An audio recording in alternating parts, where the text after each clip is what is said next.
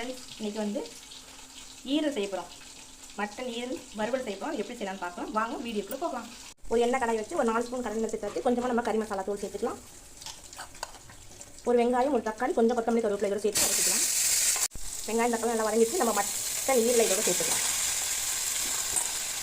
ஒரு 2 நிமிஷம் நல்லா வதக்கி எடுத்துக்கலாம். கொஞ்சம் கலர் மாறிச்சு கல்லுப்பு சேர்த்துக்கலாம்.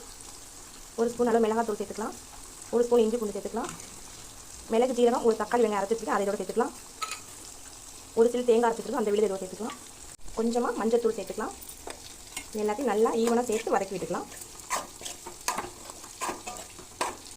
கொஞ்சம் கரம் மசாலா சேர்த்துக்கலாம். இப்போ நம்ம மசாலோட நல்லா ஒரு 5 நிமிஷம் வதக்கி விட்டாச்சு. இப்போ நம்ம கொஞ்சமாக தண்ணி சேர்த்துக்கலாம். மட்டன் ஈரல் வேகிறதுக்கு வந்து கொஞ்சம் தண்ணி சேர்த்து ஒரு பிளேட் போட்டு மூடிக்கலாம். ஒரு 15 நிமிஷம் வரைக்கும் நல்லா வேகட்டும். நம்மளோட மட்டன் ஈரல் வறுவல் ரெடி ஆகிடுச்சு. ஒரு 2 ஸ்பூன் எண்ணெய் விட்டுக்கலாம். கொஞ்சமாக கொத்தமல்லி